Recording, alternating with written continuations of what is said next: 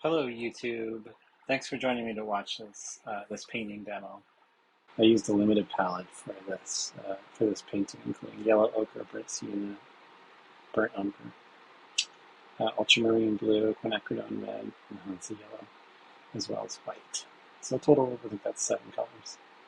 I used burnt sienna just to sketch out the horizon line, or the true line actually, and then to indicate where there's some lights and dark areas in the clouds. Now this is sped up. If you want to see the full video, check it out on Patreon. It's at normal speed. This is now just a mix of ultramarine blue and white, and I'm applying it with a palette knife just to get it on the board for some surface coverage, and then spreading it out with my number 8 brush here, flat brush. I'm using a flat brush for this entire painting.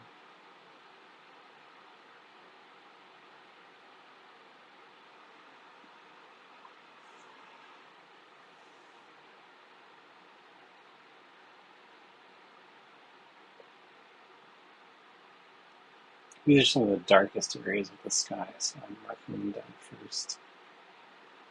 You can see my daughter's pajamas in the background.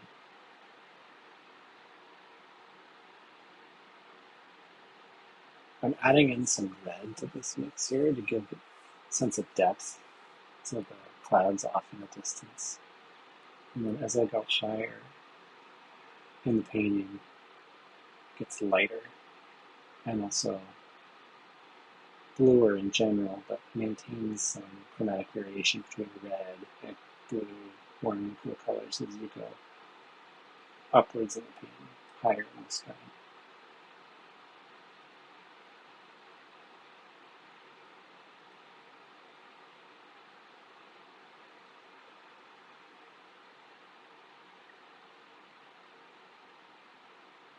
I'm just getting paint down here. I'll come back and soften up some of these lines afterwards with another brush, with a clean brush. Blocking in the darkest areas of the clouds here again.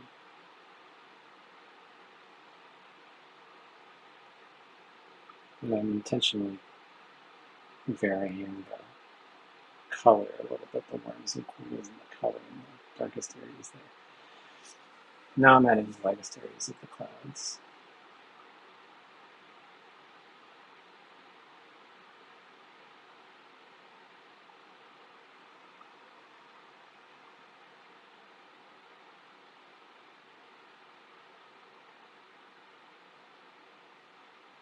Really trying to vary my brush strokes here, but in this part of the painting I really want vertical brush strokes dominating kind of a fan-like pattern.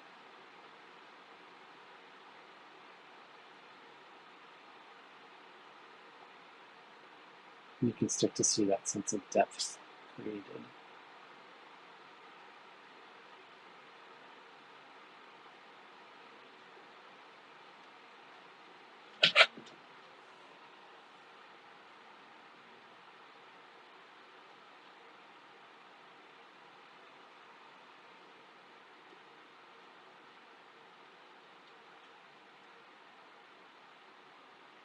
Softening some of those edges and using the transition between light and dark in the clouds with a mid-tone color.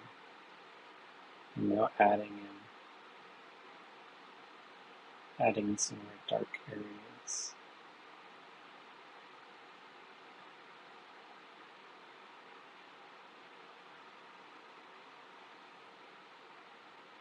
Now instead of blocking the trees in the distance, this is a mix of ultramarine and umber as well as some burnt sienna. And you see it'll also mix with the burnt sienna used for this sketch originally, which I kind of like. In fact, in the final painting, you can really see a lot of that burnt sienna, which is something I decided to do. Lower right part of the trees there.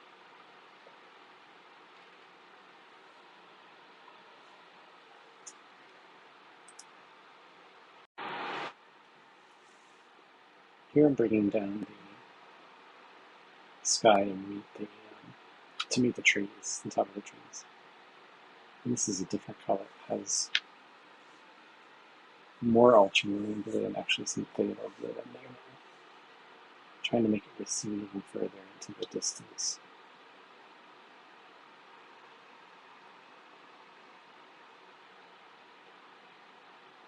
And I'm starting to add a mix of white, titanium white, and yellow ochre to the foreground. Skipped over some stuff there because it got blurry, but it was just more of the same yellow ochre and titanium white, and then there's some darker areas that were just a dirty brush, actually. Who knows what color that was, but it was something on my palette. I'm softening the tree line at a distance and adding in some darker colors that I see in the reference photo that I took. I really want to make this foreground match with the rest of the painting, and then I want it to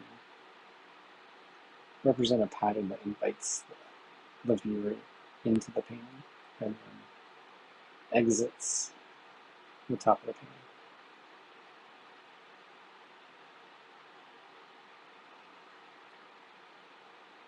I'm going to try to do this by repeating a vertical pattern in the grasses that I see in the reference photo. And for this is just burnt sienna and titanium white, as well as yellow ochre, lots of earth tones. So repeating those vertical patterns is a way to mirror the patterns seen in the clouds. And here's the final product.